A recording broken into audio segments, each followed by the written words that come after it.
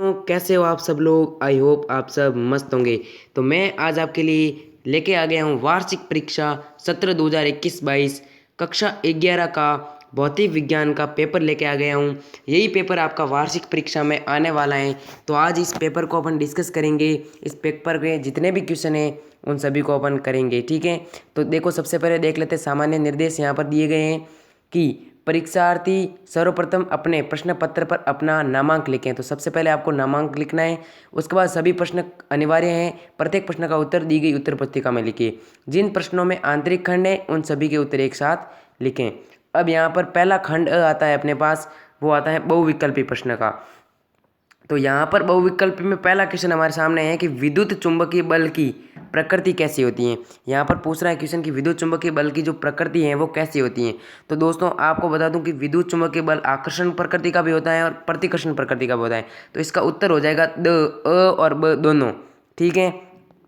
उसके बाद दूसरे क्वेश्चन की ओर बढ़ते हैं। दूसरा क्वेश्चन है एल अपॉन आर की विमा क्या है।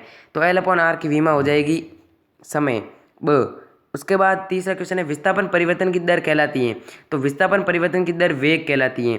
तो यहाँ पर इसका उत्तर स हो जाएगा। उसके बाद बढ़ते हैं नेक्स्ट क्वेश्चन पर। सोनू 4 मीटर पूर्व की ओर फिर 5 मीटर उत्तर की ओर दौड़ता है तो उसके कुल विस्थापन का परिणाम। पहले 4 मीटर वो पूर्व की ओर गया, फिर 5 मीटर उत्तर की ओर दौड़ता है। तो यहाँ पर ये मेरा 4 हो जाएगा और ये मेरा क्या हो जाएगा 5। तो ये एंगल 90 का हो जाएगा। तो यहाँ से अपन करंट स्क्वायर बराबर आधार स्क्वायर प्लस लंब स्क्वायर से ये इसको x मान लो तो ये निकल जाएगा और ये निकल के आ जाएगा अपना √41 मीटर।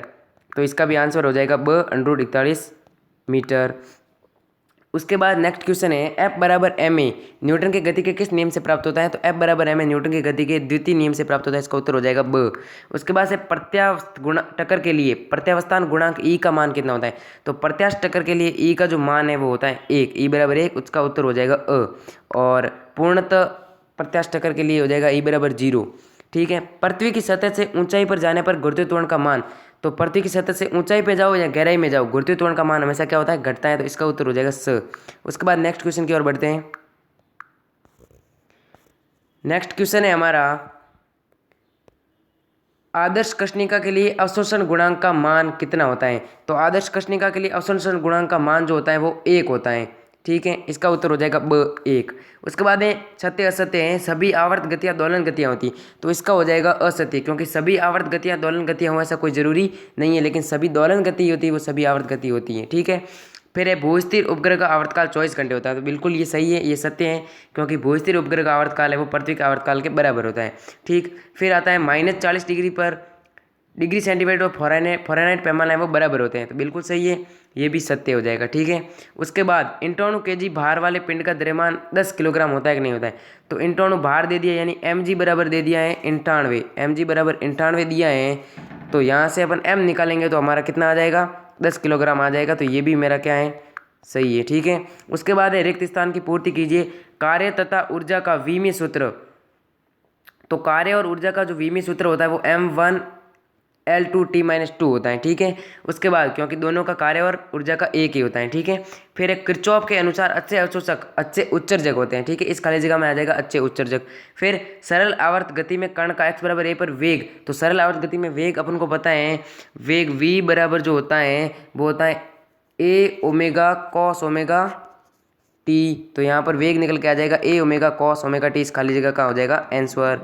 उसके बाद नेक्स्ट जो हमारा क्वेश्चन है वो है सर किलोवाट घंटा KWS किसका मात्रक है। तो किलोवाट घंटा हमारा मात्रक है विद्युत ऊर्जा का। तो इसका खाली जगह में आ जाएगा विद्युत ऊर्जा। नेक्स्ट क्वेश्चन देखते हैं, निम्न के विमीय सूत्र लिखो। बलागुण की विमा लिखनी है। तो बलागुण का अपने पास मात्रक होता है बल गुणा दूरी। तो इससे अपन विमा निकाल सकते हैं। सार्वत्रिक गुरुत्वाकर्षण नियतांक जी की विमा निकालनी है और इसका भी अपन को पता है, इसका जो तो होता है न्यूटन मीटर स्क्वायर बट्टा केजी स्क्वायर। तो न्यूटन मीटर स्क्वायर बट्टा केजी स्क्वायर है, यहाँ से अपन निकाल सकते हैं, इसकी विमा निकाल सकते हैं, ठीक है। उसके बाद एक कण नियत वेग से गतिमान है तो इसके त्वरण कितना होगा। तो नियत वेग है तो इसका त्वरण 0 हो जाएगा, यहाँ पे त्वरण इसका नियत रहेगा, ठीक है। कार्य ऊर्जा प्रमेय का गणितीय रूप लिखना है। कार्य ऊर्जा प्रमेय का गणितीय रूप, तो कार्य ऊर्जा प्रमेय क्या होता है कि कुल बल द्वारा किया गया कार्य होता है वो इसकी गतिज ऊर्जा में परिवर्तन के बराबर। तो W बराबर डेल्टा के, ये इसका गणितीय रूप हो जाएगा, W बराबर के फाइनल माइनस के इनिशियल। उसके बाद 227 डिग्री सेंटीग्रेड का मान केल्विन में लिखना है। तो ये क्वेश्चन तापमान में संबंध से ये क्वेश्चन हो जाएगा तापमान, विभिन्न तापमान संबंध, यानी कि डिग्री सेल्सियस अपॉन 5, वहाँ से K-273 बराबर होता है K-273 अपॉन 5। इससे ये क्वेश्चन यहाँ से केल्विन अपन ज्ञात कर सकते हैं।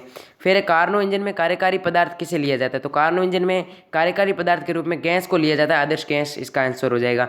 फिर सरल आवर्त गति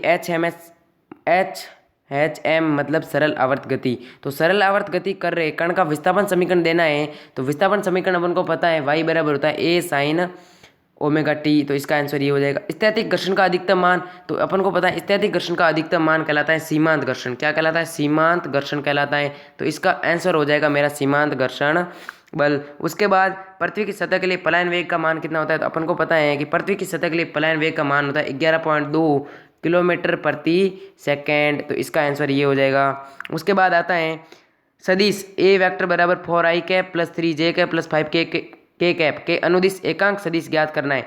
अपन के पास फॉर्मूला है, एकांक सदिश का फॉर्मूला अपन को पता है, यानी कि ए कैप बराबर ए वेक्टर अपॉन मोड ऑफ ए। सबसे पहले अपन मोड ऑफ ए ज्ञात कर लेंगे, इन सभी का वर्ग करके अंडररूट में, इन सभी का वर्ग करके अंडररूट में करने पर यहाँ पर अपन को मोड ऑफ ए प्राप्त हो जाएगा। उसके बाद ए वेक्टर अपन को दे रखा है, तो यहाँ से ए कैप अपन ज्ञात कर सकते हैं। फिर नेक्स्ट हमारा क्वेश्चन है कलन विधि द्वारा गति के प्रथम और द्वितीय समीकरण को प्राप्त करना है। तो कलन विधि द्वारा अपन गति के प्रथम और द्वितीय नियम अपन प्राप्त कर सकते हैं। सबसे पहले देखते हैं अपन कि फर्स्ट समीकरण के लिए अपन को डी वी ए बराबर अपना पता होता है डी अपॉन डी टी, इसको ताक्षणिक त्वरण, यहाँ से डी वी बराबर हो जाएगा ए डी टी, और इसका अपन अवकलन करेंगे, समाकलन करेंगे तो हमारा निकल के आ जाएगा गति का फर्स्ट नियम। उसी प्रकार द्वितीय समीकरण को भी अपन कर सकते हैं, वो करेंगे उसमें फिर ताक्षणिक त्वरण नहीं करेंगे, उसमें फिर कर लेंगे अपन d x upon d t से कर लेंगे, v बराबर d x upon d t से हो जाएगा वो, ठीक है। उसके बाद आवेग संवेग प्रमेय का कथन दीजिए और आवेग की विमीय सूत्र लिखना है। आवेग संवेग प्रमेय का कथन अपन को पता है, आवेग जो होता है वो संवेग में परिवर्तन के बराबर होता है। आई बराबर जो होता है वो क्या होता है मेरा डेल्टा पी, तो आई बराबर डेल्टा पी होता है, तो ये कथन हो जाएगा इसका पूरा जो वस्तु पर लगाया गया आवेग वो उसके संवेग में परिवर्तन के बराबर होता है। आवेग का विमीय सूत्र देना है, तो आवेग का विमीय सूत्र होता है m1l1t-1, इसका होता है kg/m बट्टा मीटर बट्टा सेकेंड, ये होता है इसकी मात्रक होता है, तो यहाँ से मेरा विमीय सूत्र निकल के आ जाएगा। उसके बाद अपन बढ़ते हैं आगे, क्वेश्चन है क्वेश्चन नंबर 15। 8 kg की वस्तु को धरातल से 2.5 मीटर की ऊंचाई तक ले जाने में किए गए कार्य की गणना करनी है मेरे को यहाँ पर kg दे रखा है 8, ठीक है, 8 kg दे दिया है मेरे को, और मेरे को यहाँ पर ऊंचाई दे रखी है कितनी 2.5 मीटर दे रखी है, तो यहाँ पर मेरे को जी भी दे रखा है, तो यहाँ पर अपन को कार्य ज्ञात करना है, तो W बराबर mgs से मैं कार्य ज्ञात कर सकता हूँ, ठीक है। उसके बाद बढ़ते हैं आगे, गुरुत्वाकर्षण नियम का सदिश निरूपण लेना है और सिद्ध करना है कि गुरुत्वाकर्षण नियम क्रिया प्रतिक्रिया नियम का पालन करता है। यहाँ पर मेरे को सिद्ध करना है कि F जो है वो F12 में मानूँ तो वो मेरा बराबर होगा माइनस का F2 जो क्रिया प्रतिक्रिया नियम है का पालन करता है, वो मेरे को सिद्ध करना था और सदिश निरूपण इसका मेरे को देना था। फिर सिद्ध कीजिए सरलावत गति में कण की कुल यांत्रिक ऊर्जा नियत रहती है, इसका मान 1/2 ओमेगा m ओमेगा स्क्वायर ए स्क्वायर होता है, ठीक है। तो यहाँ पर पहले जो अपनी माध्य गतिज ऊर्जा और माध्य स्थिति ऊर्जा ज्ञात करके दोनों को जोड़ना है, यांत्रिक ऊर्जा बोला है तो दोनों को जोड़ना है, जोड़ने के बाद अपन का प्राप्त हो जाएगा यहाँ पर 1/2 m ओमेगा स्क्वायर ए स्क्वायर। यहाँ पर इसको मैं 1/2 ओमेगा m ओमेगा स्क्वायर को मैं k भी बोल सकता हूँ, तो k a स्क्वायर भी हो सकता है, ठीक है। आगे बढ़ते हैं, उष्मा और ताप में हमको अंतर स्पष्ट करना था, तो उष्मा क्या, ताप एक भौतिक राशि है जो उष्मा प्रवाह की दर को नियंत्रित करता है और उष्मा जो होती है वो ऊर्जा का एक रूप होती है, ऐसे करके अपन को अंतर लिखना था, ठीक है। फिर 19वां क्वेश्चन देखते हैं, 427 डिग्री सेल्सियस व 127 डिग्री के मध्य कार्य कर रहे कार्नो इंजन की दक्षता की गणना करनी थी। दक्षता यानी कि नीटा अपन को यहाँ पर ज्ञात करना था, तो नीटा बराबर 1 - T2/T1 होता है। यहाँ पर T2/T1 डिग्री सेल्सियस के अंदर देखते हैं, इसको पहले अपन केल्विन में बदलेंगे, 273 दोनों के अंदर जोड़ देंगे, फिर इस सूत्र की सहायता से अपन इस क्वेश्चन को आराम से कर सकते हैं। फिर आगे बढ़ते हैं, 20वां क्वेश्चन, सरल आवर्त गति करे कण का विस्थापन समीकरण अपन को दे दिया है इसने, और इसने बोला है कि अपन को t बराबर इतने समय पर 0.5 सेकंड दिए इसने, और कण का विस्थापन, कण का वेग और त्वरण के अंदर पहले इस t बराबर 0.5 इस समीकरण में रखेंगे तो विस्थापन आ जाएगा, विस्थापन आएगा तो विस्थापन से वेग आ जाएगा और वेग से त्वरण आ जाएगा, ठीक है। अथवा में दिया है इसने, निम्न को परिभाषित कीजिए, दोलन गति, आयाम और आवर्तकाल। दोलन गति, आयाम और आवर्तकाल की इसके अंदर अपन को डेफिनेशन लिखनी थी, ठीक है। फिर निम्न पर टिप्पणी लिखिए, कृष्णिका कृष्णिका के बारे में यहाँ पर टिप्पणी लिखनी थी और गुप्त उष्मा और परम शून्य ताप के बारे में यहाँ पर आपको बताना था इस क्वेश्चन में। अथवा के अंदर दिया न्यूटन का शीतलन नियम, इसके अंदर लिखना था कि वस्तु और वातावरण के मध्य तापांतर अगर अधिक नहीं हो तो शीलन की दर या उष्मा क्षय की दर होती है वो तापांतर के समानुपाती होती है, ये इसके अंदर लिखना था न्यूटन के शीतलन नियम के।